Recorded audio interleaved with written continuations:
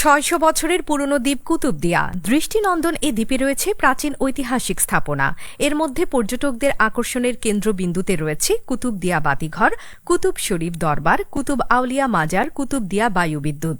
এ দ্বীপটি সমুদ্রের বুকে জেগে ওঠে চতুর্দশ শতাব্দীর শেষ দিকে, আর পঞ্চদশ শতাব্দীর শেষের দিকে এ দ্বীপে মানুষের পদচারণা শুরু হয়। ইতিহাস পর্যালোচনা করে জানা যায়, হজরত কুতুবউদ্দিন আলী আকবর আলী ফকির সহ তাদের কিছু সঙ্গী পর্তুগিজদের মাধ্যমে বিতাড়িত হয়ে এ দ্বীপে এসে আস্তানা গড়ে তুলেছিলেন। পরে আরাকান রাজ্য থেকে নির্যাতিত আরও অনেক মুসলিম এ দ্বীপে আসতে শুরু করেন, যারা এর আগে চট্টগ্রামের আশপাশের অঞ্চলে আশ্রয় নিয়েছিলেন। স্থানীয় প্রবীণরা জানান, আনোয়ারা, বাঁশখালী, সাতকানিয়া, পুটিয়া, চকরিয়া অঞ্চল থেকে অনেকে কুতুবদিয়া দ্বীপে পাড়ি জমান।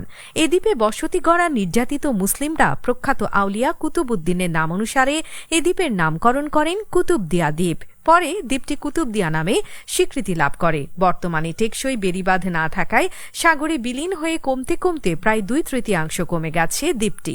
দ্বীপটির আরেক মুকুট বাতিঘর। কর্ণফুলী নদীর মোহনার 40 মাইল দূরে কুতুবদিয়াতে 1822 সালে বাতিঘরটি নির্মাণ করা হয়। জানা যায়, প্রায় 220 কিলোমিটার দূর থেকে জাহাজের নাবিকরা রাতে বাতিঘরের আলো দেখে গন্তব্য ঠিক করেন।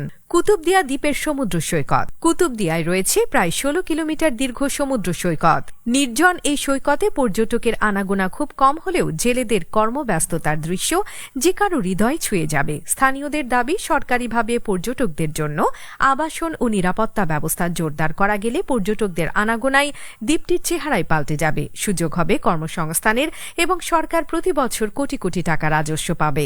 কুতুবদিয়া সমুদ্র সৈকতের দক্ষিণে রয়েছে বাংলাদেশের সবচেয়ে বড় বায়ু বিদ্যুৎ কেন্দ্র। এখানে প্রায় 1000 কিলোওয়াট বিদ্যুৎ উৎপন্ন করা সম্ভব হতো, কিন্তু তা বর্তমানে অকেজো অবস্থায় পড়ে রয়েছে। এছাড়াও মাছ আহরণের পর এখানকার মানুষের জীবিকার অন্যতম উৎস লবণ চাষ। বর্তমানে বাতিঘরকে ঘিরে গড়ে উঠেছে নানা পর্যটন কেন্দ্র।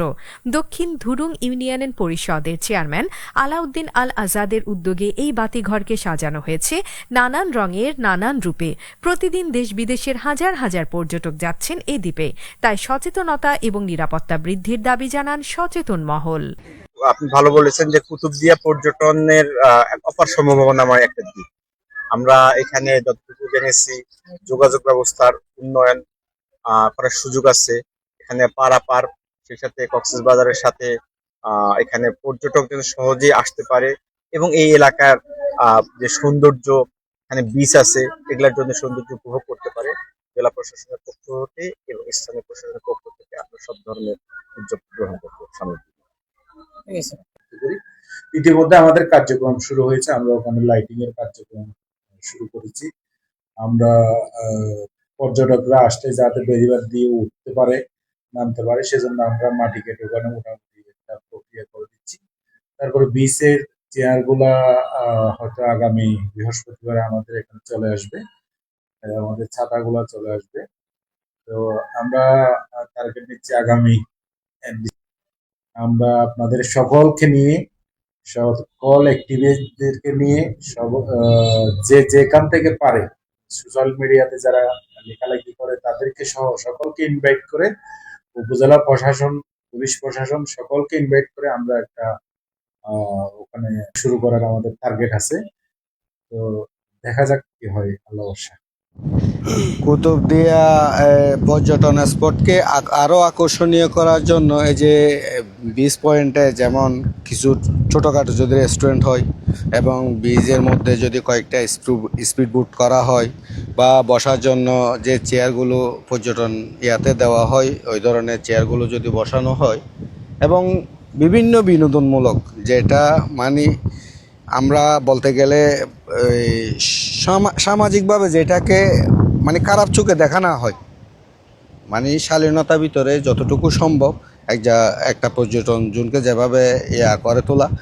যদি কয়েকটা স্পিডবোট থাকে বা কয়েকটা থাকে, তখন পর্যটকরা যখন আসবে সমুদ্র জগৎ, যেমন আমাদের পতেঙ্গা আছে, কক্সবাজার আছে, ওখানে তো যেমন এখানে ঢেউ হয়, তবে এই যখন পর্যটন মৌসুম তখন তো সাগরে তেমন বেশি ঢেউ থাকে না, হয়তো 1-1.5 কিলোমিটার, 2 কিলোমিটার। এবং সবচেয়ে মজার বিষয় হলো এই যে মানে স্পিডবোট নিয়ে জেলেরা যে সাগর থেকে মাছ ধরে, স্পিডবোট নিয়ে সেই দৃশ্যটাও তারা পর্যটকরা উপভোগ করতে পারবে।